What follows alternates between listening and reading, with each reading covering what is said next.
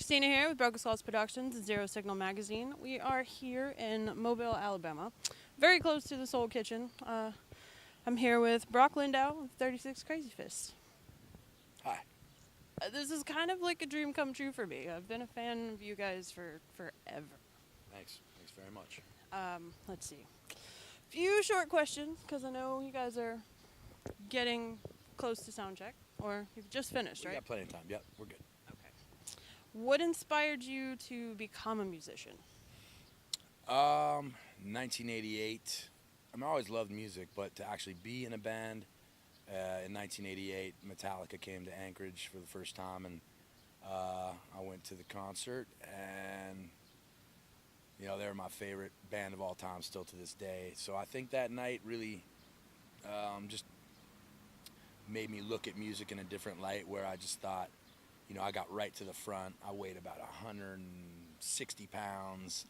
I was in 7th, 8th grade, something like that, and got to the very front, and I think Hetfield made eye contact with me maybe once or twice, and I was just like, that was my guy. It still is my guy. But I think that was the day, that was when I was like, I started going home, and I'm really like, I played hockey my whole life, so hockey's my first love.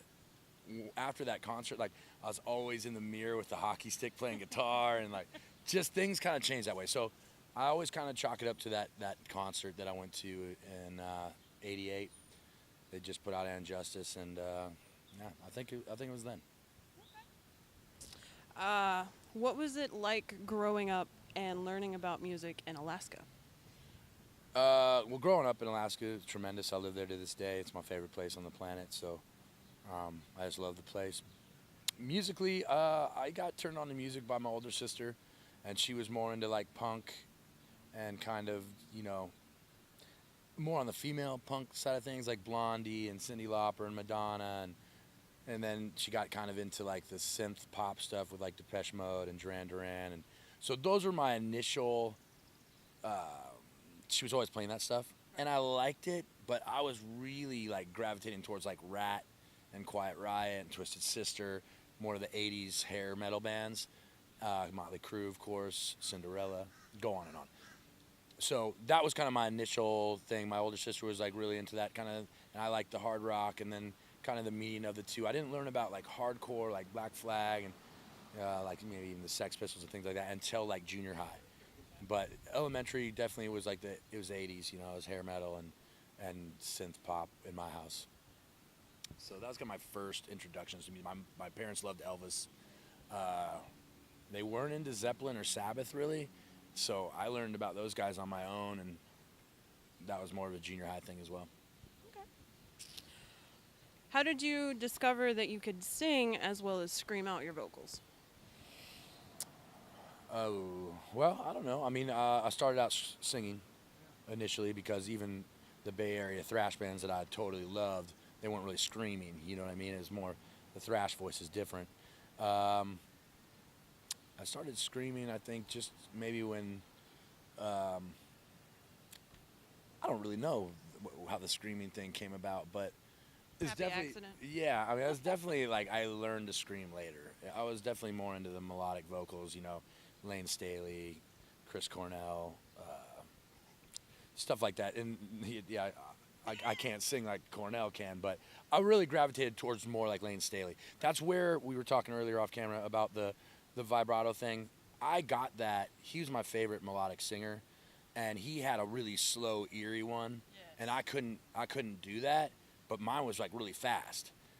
Like it was more like goatish, like that's where that goat boy tag came into me. That happened in the early days, and I always kind of laughed about it. But anyway, so Lane Staley being one of my hugest melodic influences. That's where I think that vibrato thing kind of came from. I was trying to emulate something like that. I think it's a very impressive feat. You don't see many people that can do that without cheating, like we talked about. Yeah, no, it's just it's cool if you find your own thing, and I feel like it's been my thing, at least the way that I do it. And one thing about our band, love us or hate us, we sound like us, and I've always prided myself on that. A lot of people don't like the band because of my voice, and I've totally accepted that years ago. That's totally why I love the band. Yeah, thanks. And that's the thing. That's what I'm probably the most comfortable about is it makes our band sound different than other bands because when you do have a vocalist that, I mean, there's the. I'm not saying. I think the best bands stand out on their own, and I'm not putting ourselves in the best band category. I'm just saying that you want somebody that doesn't sound exactly like everybody. And I am not dissing any bands, but there is a tremendous amount of bands these days that all sound the same. So, to me, I'm not interested in that, and I'm proud that we have somewhat of a signature sound. I like that even with the newer stuff, you carry over. It's not quite as, push forward. It's definitely kind of toned down a bit, but it's still you. It's still amazing in what it is. I like Thank you. the direction that you went with it. Cool. Yeah, the new album I think has a little bit of an unconscious effort to get back to the roots of the band.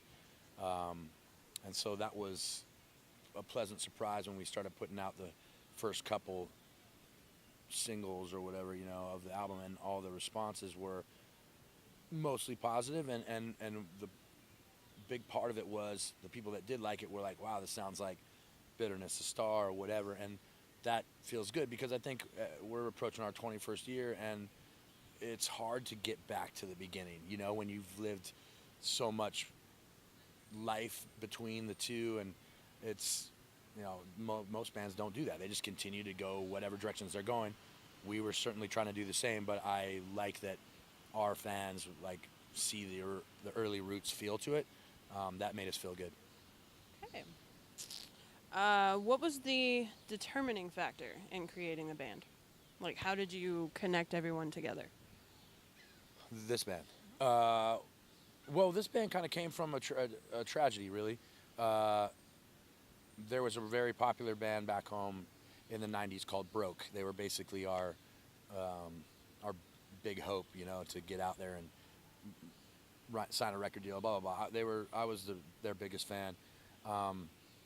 Their bass player, their drummer, Dwayne Munson, was killed in the bar fight, and he was my drummer's sister's fiance. So, you gotta stay with me here.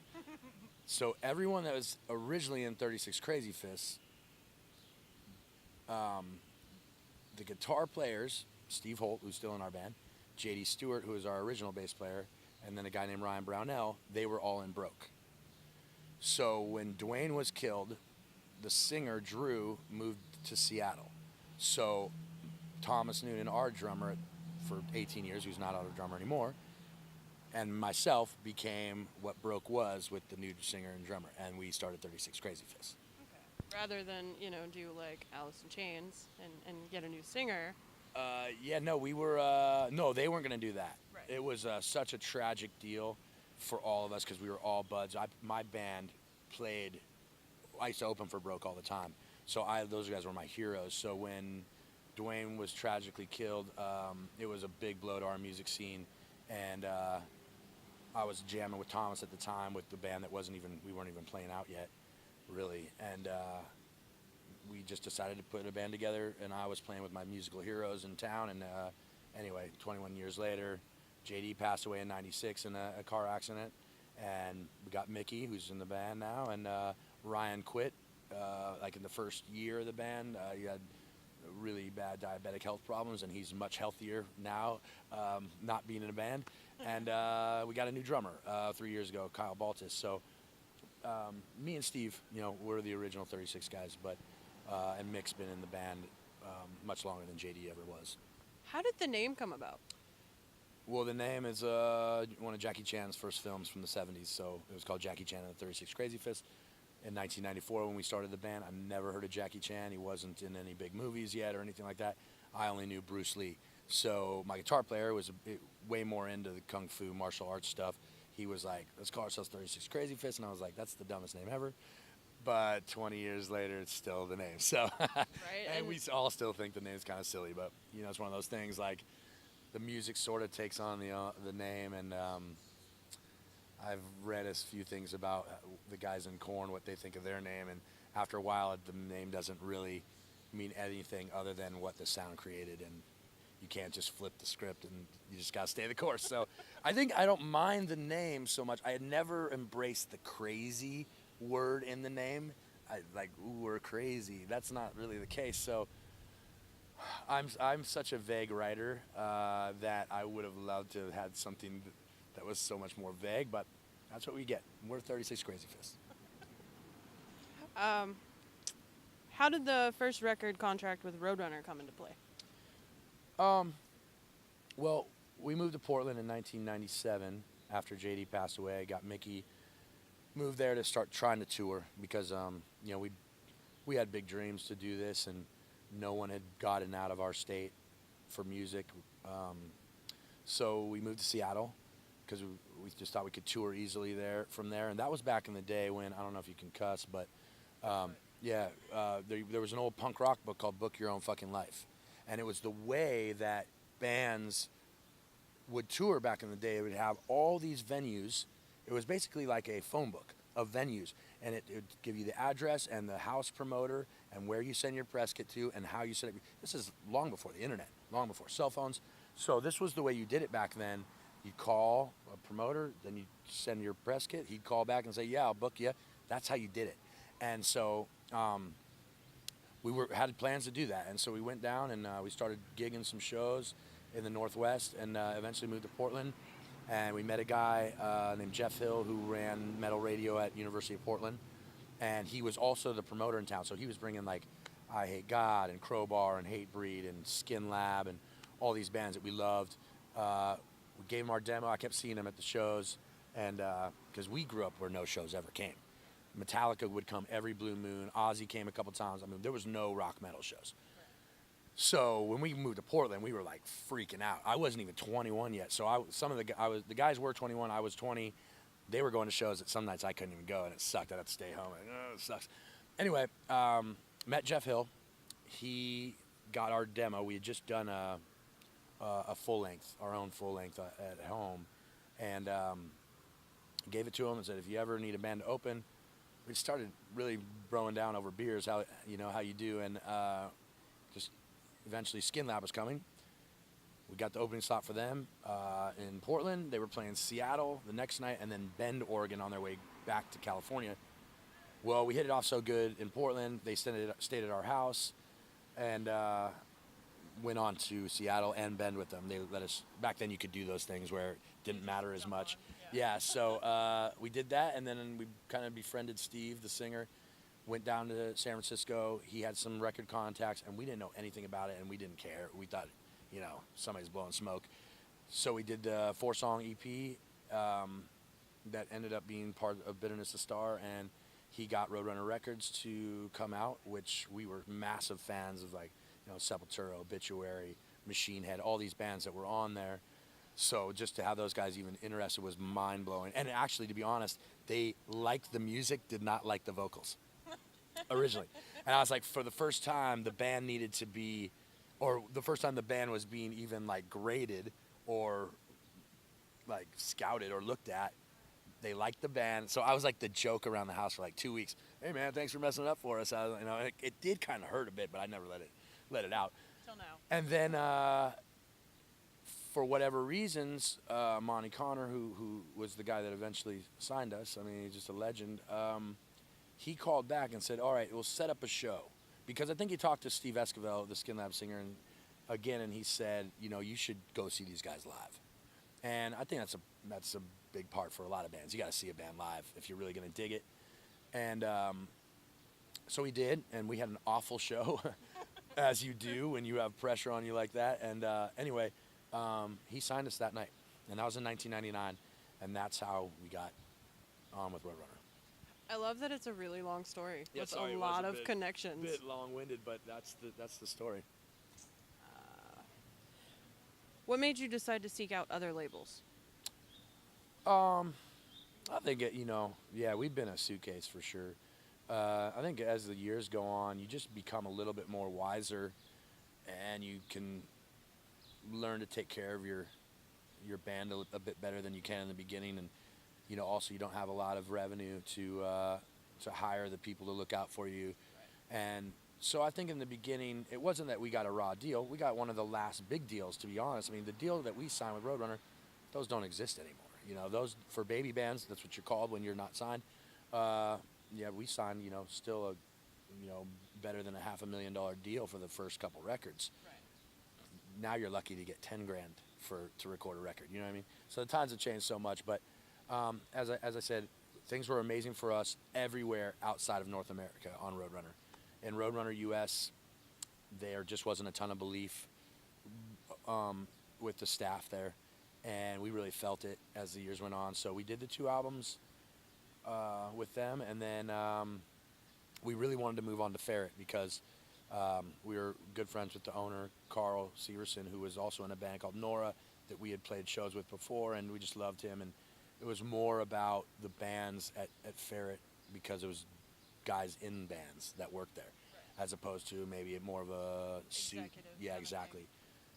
But you know, I'll never say anything bad about Roadrunner. You know, I know that they dropped the ball here and there, but maybe it was because the belief wasn't there enough. But they made my dreams come true. So originally, I got nothing but love for them, and especially outside of the U.S. The UK office that doesn't exist anymore. Those people were just unbelievable, and they gave us a career overseas. So Ferret got bought out by a major label, and they did away with it. And we were we weren't dissatisfied, but we just felt like, you know, there's going to be other options. We might just do it ourselves. There's all kinds of new models now. You know, you can do things on your own, and that's how you have to run your band. A lot more DIY now than it was 10 years ago, and that's how things started when we started, so we're comfortable with that. But when we got the demos done, like 7 labels came around, and I was really surprised about that. And then Spine Farm was definitely the most appealing, and we had some old relationships with them. The president of Spine Farm was the president at Roadrunner, and the marketing director was my A&R guy at Ferret. So there's old relationships and people we liked, and they believe in the band, and they got bought by Universal, so they got deep pockets. So that's also helpful when you're trying to get a little bit more of a promotional help. And I've done more press on this album than any other album. So I think the whole cleaning house with new publicist, new agent, new management, and new label was the best thing we've ever done. And we're going to have the biggest year of our career at our 20th year. I mean, I can't tell you guys all the tours that are coming up for the rest of the year for us, but it's all big tours. I mean, we're out with Five Finger Death Punch right now, and that's probably the top 4 biggest metal rock bands in the world right now. So we're grateful for the opportunities, and I think it's all part of, you know, that move to go to Spine Farm and kind of clean house in the other areas. Okay. Favorite venue to play either in the States or overseas? My favorite venue is a place called the Thekla, and it's in Bristol, England, and it's a boat. Yep, it's an old boat, and they gutted out the bottom of the hull, and one wall is a long bar, and then the band plays in the end of it, and they cram like 600 kids in there, no barricade, and it is just a tremendous vibe in there. And if we do another DVD, I want to do it in that place because, well, basically when we play there, I mean, I don't even have to sing. They sing every word, and I'm just like, night off. Excuse me. But I think the UK fans have been the most loyal to us out of anywhere in the world outside of Alaska. And we're real grateful to them. They've been there since the beginning and gotten bigger and bigger every time. So I have a very special place for that country in my heart. So I love that venue. That's a cool venue. And anybody I know that's played there says the same thing. It's just, you don't get to play in a hull of a boat very often. Right, I mean, now they're doing all these metal rock cruises, but that's not even this. Those guys are playing on a deck, like the deck. This is in the belly of the ship, and it's got a big old wheel upstairs. It's old wooden. It's a really cool venue. It's a genius idea, and it's tied up to the dock. What impression would you like to leave on people with your music? That there's always a chance to get your feet under you and put it in front of you every day when you wake up. There's nothing like waking up and realizing that the darkness, it will sometimes really encompass your life will eventually go away, and that's how I have approached my life for the last 10, 15 years, that depression is real and it's very life-sucking, and if you don't have an outlet of getting things off your chest, it's very dangerous. So I use music for that for me, and in turn I talk to people every night how it has infected them in a positive way, and that's my proudest moments about this band, is that we are trying to do something positive with our lives in a aggressive sense that's totally acceptable through music. Okay. Well, thank you very much for your time. Absolutely, thank you. Kristina here with Broken Skulls Productions and Zero Signal Magazine. Brock Lindow, 36 Crazyfists. Yeah.